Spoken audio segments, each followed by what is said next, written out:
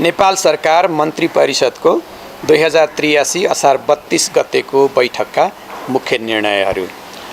1 नम्बरमा अनुचित लेनदेन मिटर ब्याजबाट प्रभावित नागरिकको माग सम्बोधन गर्ने सम्बन्धमा वार्ता गर्न प्रधानमन्त्री तथा मन्त्री परिषदको कार्यालयका सचिव श्री पुष्कर सापकोटाको संयोजकत्वमा अर्थ मन्त्रालय, गृह मन्त्रालय र भूमि व्यवस्था सहकारी सङ्घीय मामला तथा सामान्य प्रशासन मन्त्रालयका सहसचिवहरू सदस्य रहेको वार्ता टोली गठन गर्ने। निर्णय नम्बर 2 रु 1 र रु 2 का नयाँ डिजाइनका सिक्का टकमरी गर्न नेपाल राष्ट्र बैंकलाई स्वीकृति प्रदान गर्ने। 3 नेपाल कानुन सूचना पाइलट प्रणाली स्थापनाका लागि कोरिया सरकारबाट प्राप्त हुने 1.81 मिलियन अमेरिकी डलर अनुदान सहायता स्वीकृत गर्ने। 4 नेपाल सरकार मन्त्री परिषदबाट संरक्षित क्षेत्रभित्रको राष्ट्रिय वन क्षेत्रमा रहेका रुख पोल हटाउन स्वीकृति लिएका क्षेत्रभित्र थप रुख पोल हटाउन प्रचलित कानुनी प्रक्रिया पूरा गरी मन्त्रालयले स्वीकृति दिन सक्ने। 5 विभिन्न मन्त्रालयको सङ्गठन संरचना र दरबन्दी स्वीकृति गर्ने।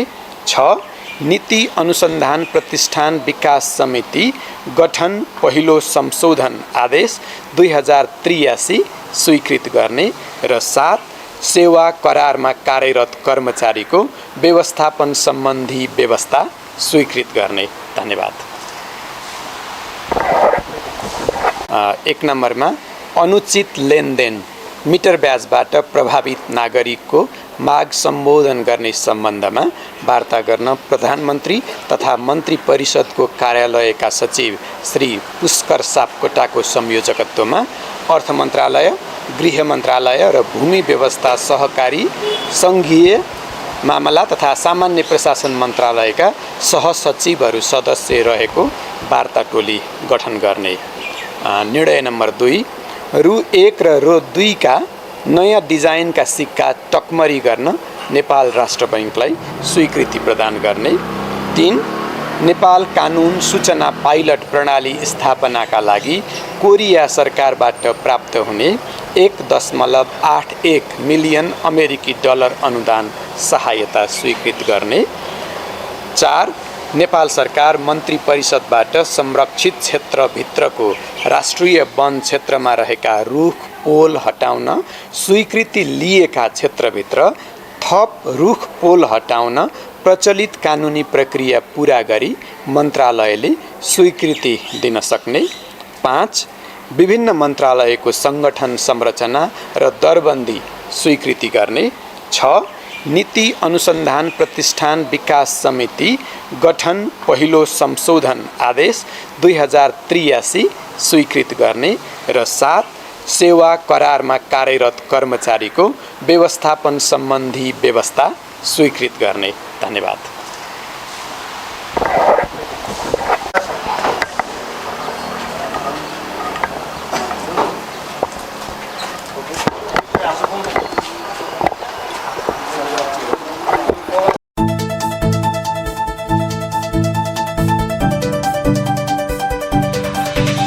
नेपाल सरकार मन्त्री परिषदको 2083 असार 32 गतेको बैठकका मुख्य निर्णयहरू।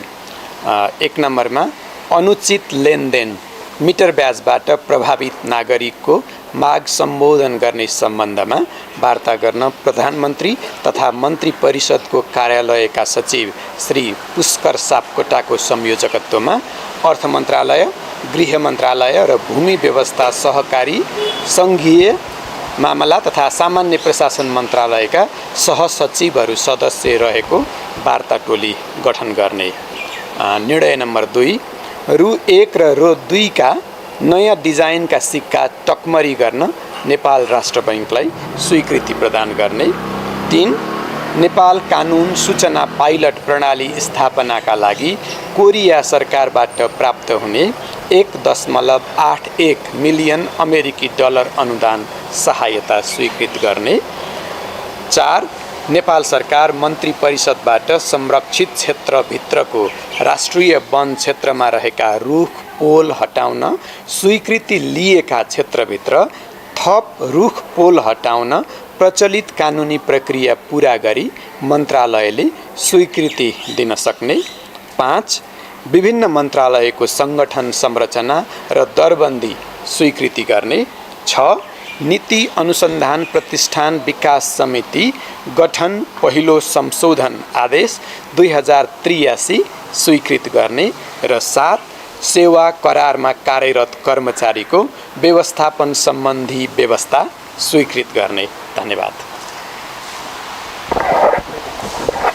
1 नम्बरमा अनुचित लेनदेन मिटर ब्याजबाट प्रभावित नागरिकको माग सम्बोधन गर्ने सम्बन्धमा वार्ता गर्न प्रधानमन्त्री तथा मन्त्री परिषदको कार्यालयका सचिव श्री पुष्कर सापकोटाको संयोजकत्वमा अर्थ मन्त्रालय, गृह मन्त्रालय र भूमि व्यवस्था सहकारी सङ्घीय मामला तथा सामान्य प्रशासन मन्त्रालयका सहसचिवहरू सदस्य रहेको वार्ता टोली गठन गर्ने। निर्णय नम्बर 2, रु 1 र रु 2 का नयाँ डिजाइनका सिक्का टकमरी गर्न नेपाल राष्ट्र बैंकलाई स्वीकृति प्रदान गर्ने। 3.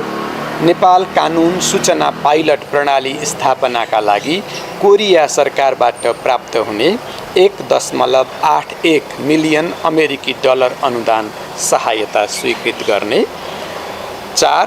नेपाल सरकार मन्त्री परिषदबाट संरक्षित क्षेत्रभित्रको राष्ट्रिय वन क्षेत्रमा रहेका रुख पोल हटाउन स्वीकृति लिएका क्षेत्रभित्र थप रुख पोल हटाउन प्रचलित कानुनी प्रक्रिया पूरा गरी मन्त्रालयले स्वीकृति दिन सक्ने।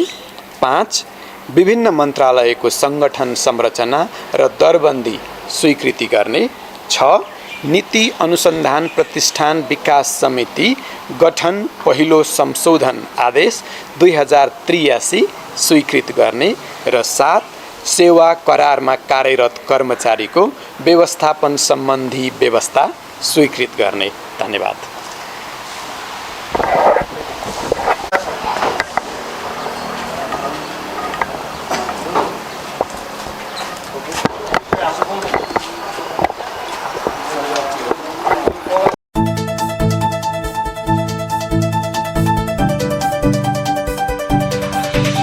नेपाल सरकार मन्त्री परिषदको 2083 असार 32 गतेको बैठकका मुख्य निर्णयहरू। 1 नम्बरमा अनुचित लेनदेन मिटर ब्याजबाट प्रभावित नागरिकको माग सम्बोधन गर्ने सम्बन्धमा वार्ता गर्न प्रधानमन्त्री तथा मन्त्री परिषदको कार्यालयका सचिव श्री पुष्कर सापकोटाको संयोजकत्वमा अर्थ मन्त्रालय, गृह मन्त्रालय र भूमि व्यवस्था सहकारी सङ्घीय मामला तथा सामान्य प्रशासन मन्त्रालयका सहसचिवहरू सदस्य रहेको वार्ता टोली गठन गर्ने। निर्णय नम्बर 2, रु 1 र रु 2 का नयाँ डिजाइनका सिक्का टकमरी गर्न नेपाल राष्ट्र बैंकलाई स्वीकृति प्रदान गर्ने। 3. नेपाल कानुन सूचना पाइलट प्रणाली स्थापनाका लागि कोरिया सरकारबाट प्राप्त हुने 1.81 मिलियन अमेरिकी डलर अनुदान सहायता स्वीकृत गर्ने। 4.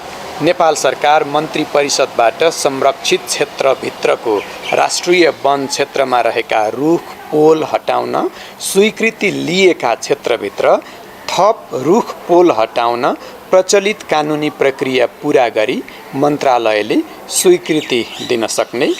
5. विभिन्न मन्त्रालयको सङ्गठन संरचना र दरबन्दी स्वीकृति गर्ने। 6.